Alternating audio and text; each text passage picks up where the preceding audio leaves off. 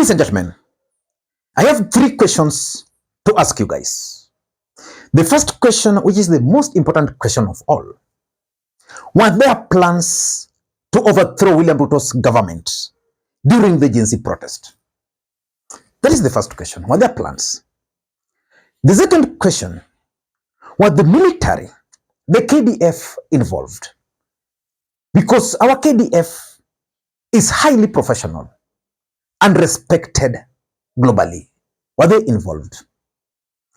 The third question, which I want to ask you, why do you think William Ruto reached out to Raila Odinga immediately after the Gen Zs stormed parliament? And why is he looking for Raila?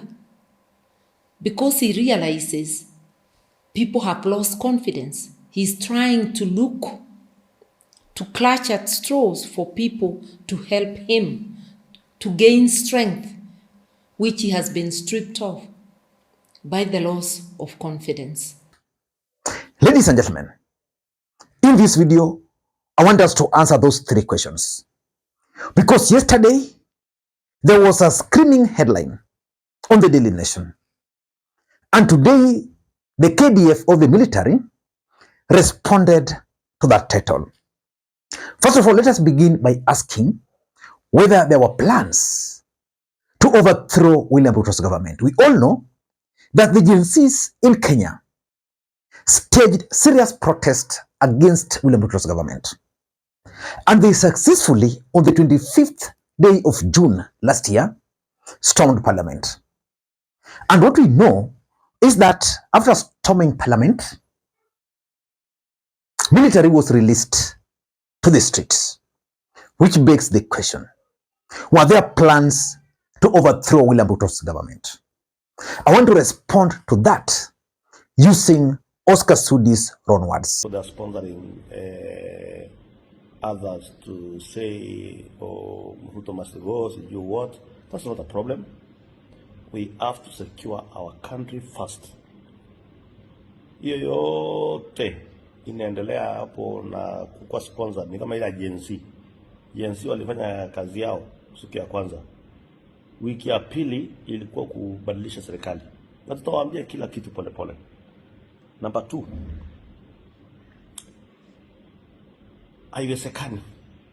Haiwezekani tena. Na hii ninasema kabisa kutoka kwa roho yangu. Haiwezekani tena mtu mmoja kusukuma jamii moja kwa ukuta against the Kenyans. The second question, which is very sensitive, is the question whether the KDF were involved in that planning of overthrowing William Ruto's government. To answer that, let me play for you this clip by Raila Odinga. Military are not supposed to be in the streets. Army is there to defend the country against foreign aggression, not to deal with internal strife. This means the civilian authority has failed. The civilian forces have failed to deal with the people. Who are these goons? No, who are those goons? Tell us. Tell us. Who are these goons and who are those goons? We reach a stage where the government has to go and even bring the military into the streets. This means the civilian authority has failed. And you're saying that this time has now come for Kenyan people to come together as one people. What I know, and I think all of us are aware of, is the fact that KDF were actually released to the street on that particular day. I think it must have been the next day. Now, the Gen Z, millennials, and the online Kenyans that are organizing these protests are promising to be back on the streets on Tuesday. What should we expect on Tuesday when protesters, peaceful as some of them have been, turn up on the streets of Nairobi? Do we expect them to be chased away by the Kenya Defense Forces?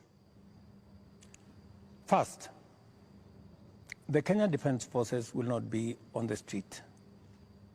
They only come as a last resort. If the demonstrations will be peaceful, I promise you, the police will be there to protect the demonstrators. But the police will also be there to make sure that the criminals, the fellows who come to burn offices, the fellows who come to loot property, will also be dealt with. That is my commitment. And the release of KDF to the streets on that day was a tactical blunder, which I think led to the removal of none other than the Cabinet Secretary for Defense at that time, Eden Duale. And I want you to go back to what happened in 6th of January 2020 in the US. Before you do that, and I know that's a very significant date, 6th of January 2020, 2021. Yes, 2021. Before you do that, when you ordered the military to come on the streets last Tuesday, what were you Thursday. Last Thursday? Yes. No, last Tuesday, you're right. Last Tuesday? Yes, to save Parliament. What were you thinking? We never ordered the military to come. The Constitution of the Republic of Kenya orders the military, KDF, to come out in certain circumstances. Article 241, 3B, 3C mandates, in consultation with the Commander-in-Chief, with the President, that in support of the National Police Service, when they are overwhelmed, to come and assist to maintain law and order. So for me, the involvement of the military was to try and tame the protest. I think it was out of fear that the police were not going to manage the entire situation if the Gen Z protest were to proceed. The only concern from where we sit is the police. We do not doubt the capacity of the police to handle the situation. We don't doubt that. We doubt the command.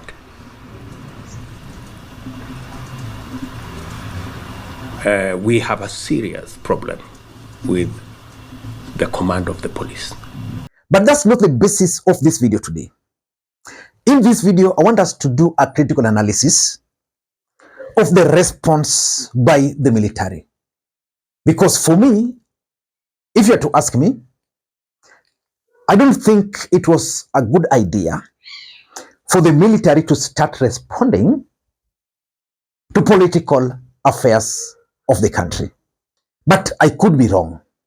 Before we do that, for those who are watching this channel for the first time, please take a second or two, click the subscribe button so that next time we produce a video like this, YouTube will automatically notify you.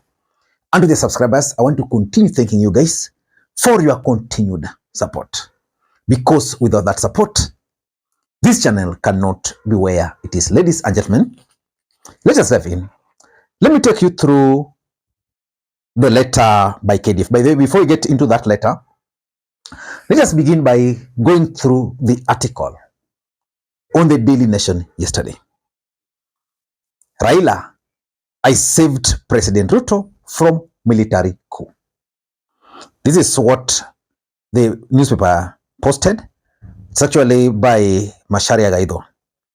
It says, former Prime Minister Raila Odinga is unapologetic in the face of fierce criticism following his rapprochement with his erstwhile political rival, President William Ruto. In his view, Kenya was on a dangerous and uncharted path of a military takeover after the June 25th invasion of Parliament, and steady leadership was required to pull the country from the precipice. Relaxed in his current residence, Raila, in an exclusive interview with Weekly Review, expounded on some of the questions still lingering a week after he and Ruto publicly signed a 10-point memorandum of understanding binding their respective parties, ODM and UDA party.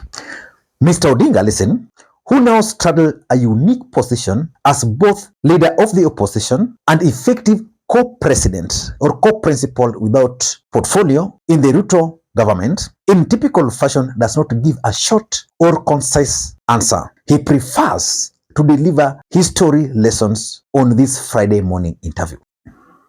He draws parallels between the Gen Z's revolt and the situation in Egypt and other countries in North Africa, where popular uprising 15 years ago topples presidents with no recognizable leaders. I don't want to go beyond that. That is the story. You can go and read the entire story. The question is, were the military involved? And to what extent? Let me now take you to the response by the military. Let me just take you to the response by military. I'm doing this because our military is highly professional, and I would not have expected them to release this statement.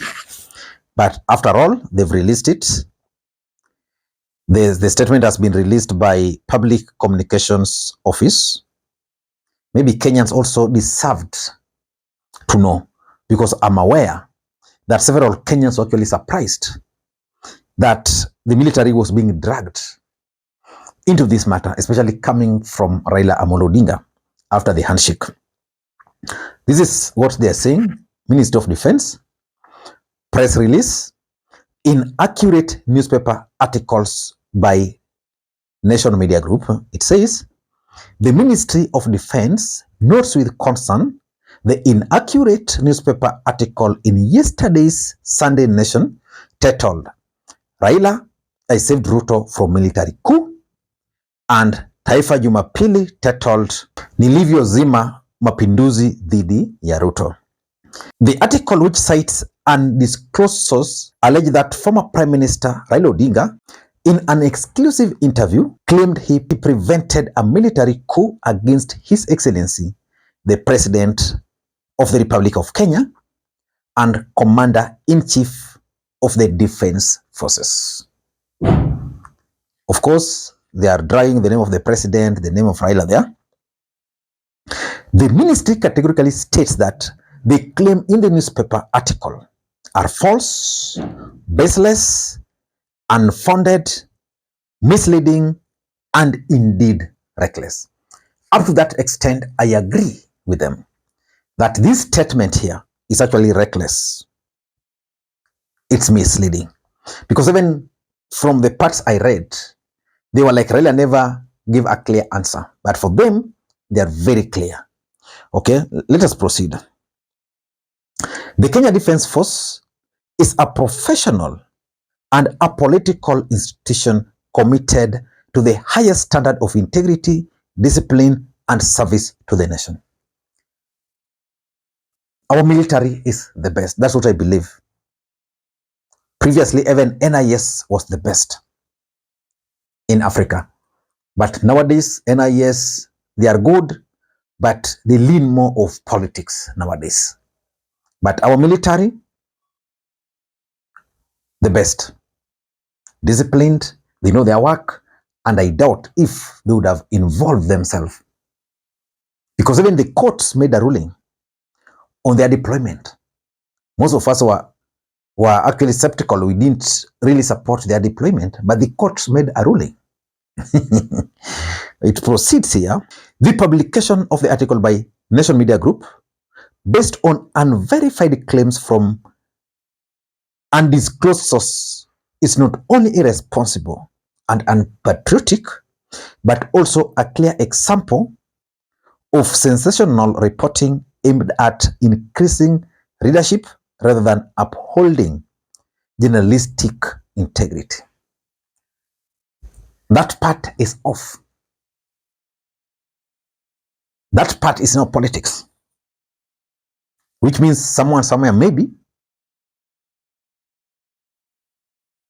gave instruction for this article. For this statement to be released. It concludes here. The ministry urges the Nation Media Group to uphold the principle of ethical journalism by ensuring accuracy, fairness, and responsibility in reporting, especially on matters of national security. I know Nation newspaper is not a gutter press. Maybe they'll give Kenyans the actual statement by Raila Odinga. And maybe in future, Raila Odinga or William Ruto or even Eden Duale will one day write a book on what transpired on the 25th day of June 2024. But if you were to ask me, this statement ought not to have been released by the military, KDF for that matter, or the defense. If they had to do it, it should have just been they should have given Nyong'o to write for them, just 2 lines statement. Ladies and gentlemen, I don't know what you think. I've seen the comments from most Kenyans. They were like, I don't know. Drop your comment below. Bye-bye.